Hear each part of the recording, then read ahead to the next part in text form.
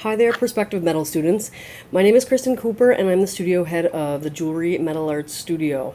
Today I'm going to walk you through a little presentation about our studio and hopefully it sparks your interest in our program. This studio is all about fire and tools and how you can use them to manipulate non-ferrous metals like silver, copper, and brass. So many of the techniques we use are really very similar to ancient and historical techniques, blended with some amazing new techniques like 3D printing and computer-aided design. So what type of a person would be drawn to the Jewelry and Metal Arts program? Well, there are certainly many ways to work with metal, which draws many different types of people and personalities. However, here are some things to think about. This studio is highly hands-on.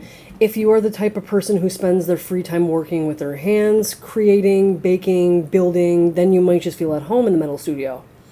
Also, if you are drawn to precision and enjoy working on a project until it feels perfect to you, then you may already have some traits of the jeweler. Another incredibly special thing about working with a malleable yet durable medium like metal is that it gives you the ability to create work that will be able to last for generations. There's something really special about creating potential heirlooms and objects that have so much permanence in this world. This slide shows one of the final stages of the lost wax casting process. Through the process of casting, a jeweler is able to carve a jewelry object from a special hard wax and then eventually create a perfect metal object from it. Jewelry students get to learn this after Christmas in their first year of study. We also use casting to make metal objects from plastics, organic materials, and resins produced by a 3D printer with the help of the digital media team. In just 2 years of study, our students are introduced to a huge variety of techniques, ways of working with metal, and ways to embellish their designs.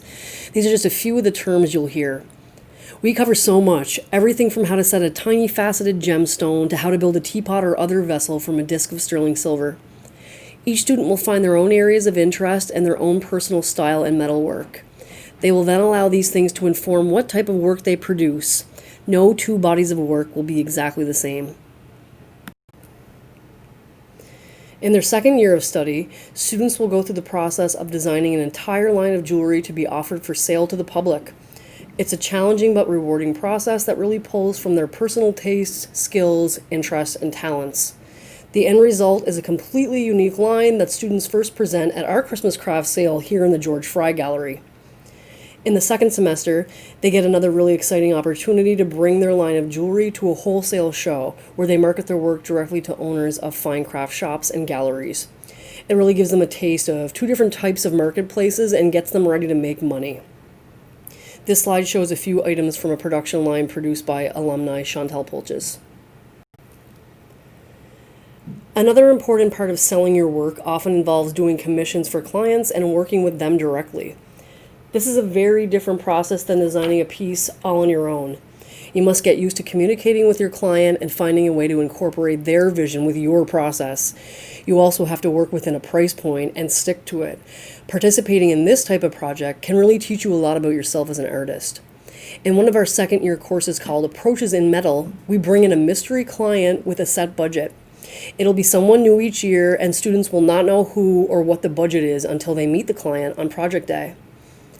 The students must listen carefully to the client's requests and ask important questions to figure out what they want. The students then go away and design and produce a piece based on their own interpretations about what would please the client. When they meet again, the client will choose which piece they want to purchase. This brooch was the result of a client project from a few years ago. The client liked the pieces the students made for her so much that she chose to buy two. This brooch was made by Sarah Doherty and features a small silver bird on a branch with a piece of found bone for the wing, a pearl, and a small green piece of beach glass. The client had expressed her connection with birds and her love of beachcombing and collecting objects from the shore. The second brooch that was selected is by Kristen Bishop, who is actually currently our studio technician, but is also a former student. This piece features a photo transfer of a crow sealed under archival resin. The beach stone that hangs underneath can be removed and worn as a pendant. Our client was especially happy that year. As in all studios here at NBCCD, the jewelry crew really becomes a tight little family after a few weeks of working together. The studio is noisy, busy, fun, and filled with laughter on most days. First and second years have both a large room to gather in, have their own individual desks, torches, ventilation, and a big table to work and congregate around. The studio space covers quite a large footprint on the first floor and includes 2 machine rooms, a lapidary area for simple stone cutting, a sound-reduced silversmithing room, and a fully ventilated polishing room. We even have a dedicated locker room with a key code on the door so students can unload their large items and coats before coming into the studio. We also keep a little fridge and a microwave in there just for them. If you choose to do an advanced studio practice year in jewelry, we even have our own special studio space for that. The space is well equipped and allows for some privacy and room to spread out. This intricate piece was produced by celebrated alumni Shane Perley Dutcher. This is a great example of fine pierce work, layered soldering techniques, and features a beautiful turquoise cabochon stone, but the story behind it is even more interesting. Shane created this crucifix that combines traditional and European materials and styles. Former AFN National Chief Phil Fontaine presented this to Pope Benedict IX at the Vatican in 2009 on the occasion of the Catholic Church's official apology for residential schools. Shane Perley Dutcher is a multi-award-winning graduate from the program. If you have an interest in stones and gems, you'll look forward to learning a variety of setting techniques. We also routinely have gem dealers visit to sell their goods and talk about gems with the students. If your love for gems develops into a passion, we also have equipment for cutting and polishing rough material. Here's a student working on a rough piece of agate. When she's finished, it'll be ready to set into a piece of jewelry. These techniques, known as lapidary work, allow you to further customize your designs by cutting and shaping unique stones to include in your pieces. By year 2, our jewelers are learning some very fine techniques that involve a huge amount of precision and skill. In this slide, a student prepares to put a hinge in a bracelet. You will learn a variety of mechanisms that allow metal objects to move and to open and close. This sterling silver bracelet by Holly McLean shows the use of tiny hinges to allow for movement and features tube-set faceted rubies. Here is another hinge bracelet from the same year by alumni Audrey Hamlin St. Amour. As you can see, the style of this piece is very contemporary, using rich texture and organic forms. If you look very closely, you can see that each of the freshwater pearls have tiny little faceted gems set into them. It's a very original and interesting piece. One of the most important questions we get is, what are my career options after graduation? How will I make money? Like most everything you study in school, there is always a range of things you can do to put your skills and education to use. Many participants of our program come with the goal of being self-employed jewelers who will work in their own home studios and sell directly to stores and to the public. That's an obvious choice, and many graduates do just that. However, there are many ways to make a career as an artist and a metalsmith. A wise first step for the emerging jeweler may be to do bench work for a more established jewelry business. Yeah, you're getting paid to make work for someone else, but you also hone your skills, increase your productivity, and if you're lucky, you'll learn a whole slew of new techniques and ways of working. Maybe you'll always work for someone else, or maybe you'll use it as a stepping stone to running your own business. Maybe your passion turns out to be the process of designing jewelry objects, and you build your career designing for a larger company or selling your designs. Some artists bypass selling in shops and focus on getting their one-of-a-kind objects into galleries and museums. In that case, you'd probably be producing fewer items, but what you make are larger contemporary pieces that often have bigger price tags. You will likely also make it your job to apply for grants and other sources of funding to give yourself the time and flexibility to make your more time-consuming pieces. Maybe you will make this part of your journey to teach others how to make jewelry, or if you love working with others, you might choose to form a collective studio where you can work and sell in a group setting. Also, don't forget about transferable skills. We're designing and fabricating functional three-dimensional objects, and those skills can apply to many other things in life. We've even had a former student who went on to design props for movies and films. Your career will likely be as unique as the work you create. This is artist and metalsmith Mary McIntyre. Mary is a well-established metal artist who lives in Toronto but visits us annually, usually for a couple of weeks, just to catch up and work in our studio space. She loves to work alongside the students, giving them advice, providing inspiration, and holding small workshops to teach special techniques. Visiting artists are definitely a part of the experience in the jewelry studio. It's so great to learn from people from different areas and with different skill sets. In this slide, you can see one of the pieces that Mary created while working in our studio a few years ago. This headpiece was cut from a single sheet of bronze and formed with a hammer. If you can imagine it, you can build it in metal. This bracelet was part of a line made by one of our former students, Jade Ansley. Jade is one of our superstar alumni from the program. She is a talented craft person, but came to the college with the goal of running her own fine craft gallery. Jade came from her hometown of Canmore, Alberta, to take Foundation Visual Arts. She then completed her diploma in jewelry metal arts and went on to take one more year in advanced studio practice. She completed her time here with us in 2015. During her ASP experience, she organized a wildly successful pop-up event where she sold work from 20 student artists and alumni from the NBCCD community.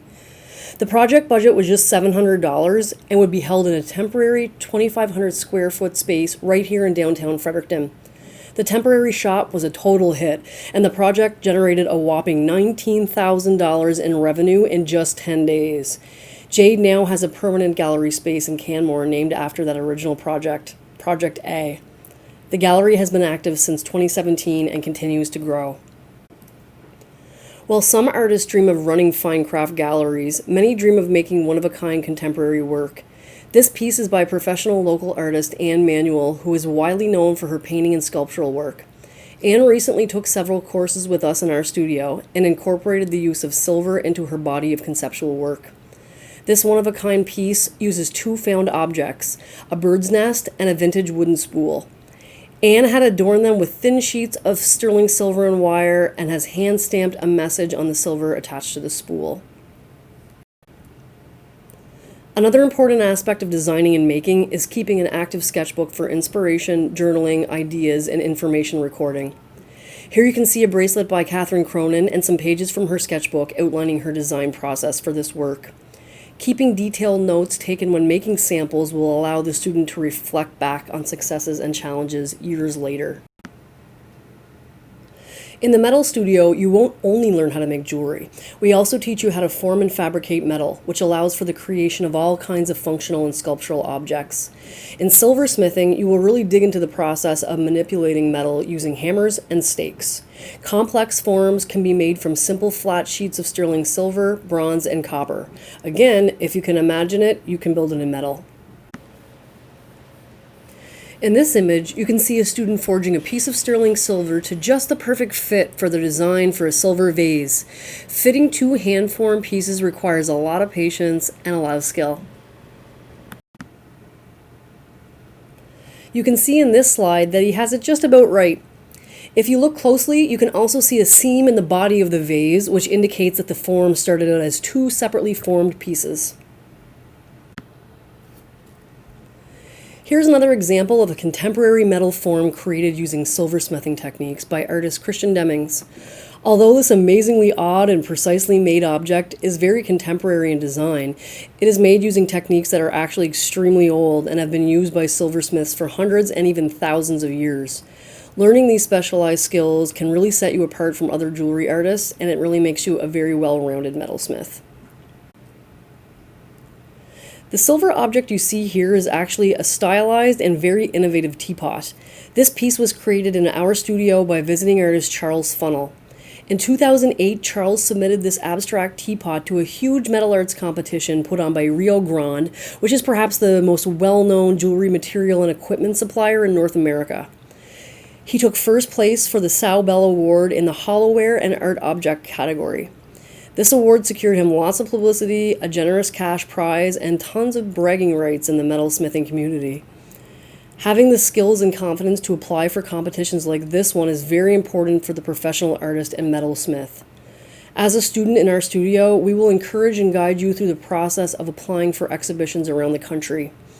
You win some, you lose some, but the experience is always extremely valuable. Here's a great real-life image of our second-year soldering station. This is studio life in a nutshell. Kind of dirty and gritty, but beautiful in a way to the right type of people. What do you see? So that's it. Thanks so much for staying with me through this studio introduction, and I really hope that it's inspired you and sparked your interest in the Jewelry and Metal Arts program. Here's a photo of our team of 4. We're all practicing metalsmiths, artists, and educators. Kristen Bishop, our studio technician, myself, Kristen Cooper, and instructors Bridget Clavet and Erica Stanley. We're looking forward to connecting with you again, and I hope you're feeling really excited about metal.